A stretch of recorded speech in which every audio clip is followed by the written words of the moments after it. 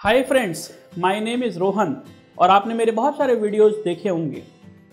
इस वीडियोस में मैं आपको बताने वाला हूं कि किसी भी टेस्ट को, चाहे वो टॉपिक टेस्ट हो, सब्जेक्ट टेस्ट हो, क्युमुलेटिव टेस्ट हो, मॉक टेस्ट हो, आपको कैसे एनालाइज करना चाहिए। मैं पिछले 11 सालों से बच्चों को पढ़ाता हूं और एक ही बात बोलता हूं कि test without an analysis is a gun without a bullet.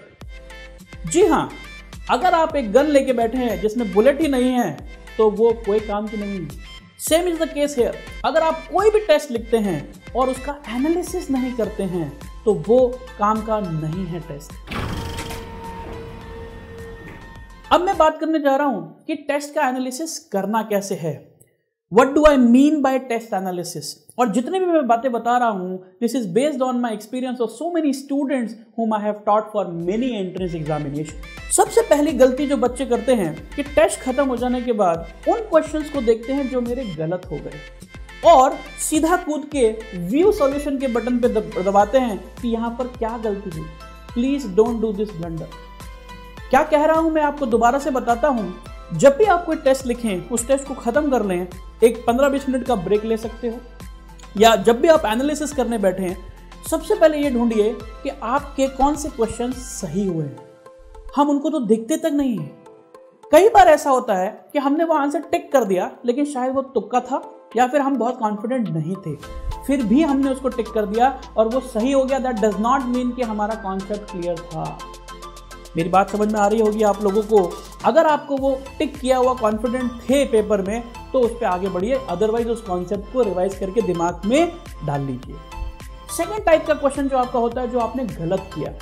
अब गलत जो हो गया आपका, मान लीजिए आपने आंसर बी टिक किया है और आपका एक्चुअल आंसर सी है, उस केस में don't look at the solution first, try to identify your own mistake.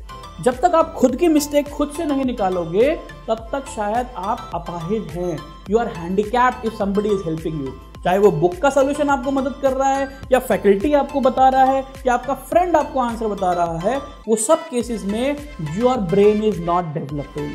अगर अपने ब्रेन को आप डेवलप करना चाहते हैं, कॉन्सेप्ट बाय कॉन्सेप्ट उसको एनलार्ज करना चाहते हैं, then only can happen when you will not look at the solution at the first go. आप खुद से सोचिए, क्या आपने कोई सिली मिस्टेक किया है, क्या आपने कुछ कैलकुलेशन मिस्टेक किया है, क्या आपका कोई कॉन्सेप्चुअल एरर हो रहा है। 2 से 3 बार दिमाग लगाने के बाद भी नहीं क्लिक करा, जी हाँ, बिल्कुल आप सोल्यूशन को देख सकते हो और उस कॉन्सेप्ट को आगे बढ़ा सकते हो। एक और इंपॉर्टेंट फैक्टर मैं बताना चाहूंगा, चाहे आप मॉक टेस्ट लिखें, चाहे सब्जेक्ट वाइज टेस्ट लिखें, कभी कभी आपका स्कोर कम आता है, but don't get deviated by your scores. Please understand, जंग में या किसी खेल में आप हर बॉल पे छक्का नहीं मार सकते, आप हर बॉल पे अच्छा नहीं कर पाओगे। कुछ आपके लिए सामने वाला भी बहुत अच्छी चीजें देगा। सो मेक श्योर दैट अगर आपका किसी टेस्ट में स्कोर कम आया है तो उससे आपको डिप्रेस नहीं होना, आपको उससे डेविएट नहीं होना है।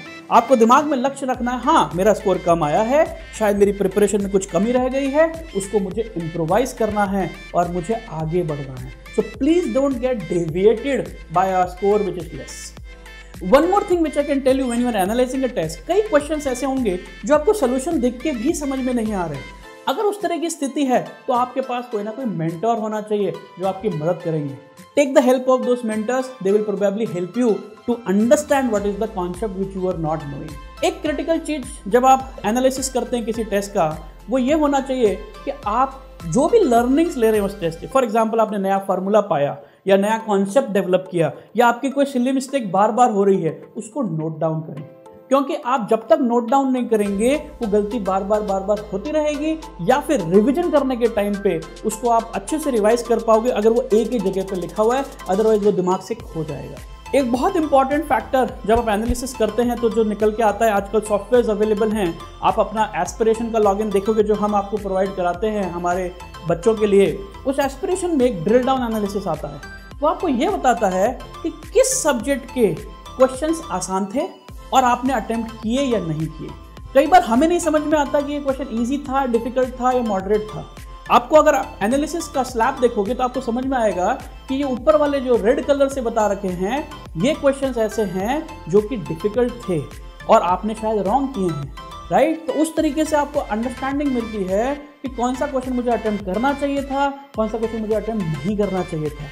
अगर कोई बहुत टफ क्वेश्चन है जो कि केवल 12 से 13% बच्चों ने ही अटेम्प्ट किया है पूरे हिंदुस्तान में, तो शायद मुझे उस पर टाइम डिवोट नहीं करना चाहिए था। और नेक्स्ट टाइम जब इस तरह का क्वेश्चन आएगा तो I will be away from such question, मैं उससे दूर रहूंगा और मैं केवल वो इजी क्वेश्चंस को अटेम्प्ट करके आगे बढ़ जाऊंगा। And that is very important factor. अगर आप टॉपर बनना चाहते हो तो 100 में से 100 के पीछे मत भागना, इस बात के पीछे भागना कि मुझे दूसरी दुनिया से ज़्यादा मार्क्स लाने हैं, तब आप टॉपर बन पाओगे। और इसी को कहते हैं स्मार्ट वर्क, जहाँ पे आप ये देखते हो कि कौन सा क्वेश्चन अटेम्प्ट करना है और कौन सा क्वेश्चन छोड़ देना है। अगर आपको ये वीडियो बहुत अच्छा लगा है तो आप इस चैनल को सब्सक्राइब कर सकते हो, और अगर आप मुझसे बात करना चाहते हो तो डिस्क्रिप्शन में आपको मेरा ईमेल आईडी मिल जाएगा। You can write an email to me for any type of queries. I will love to answer your questions.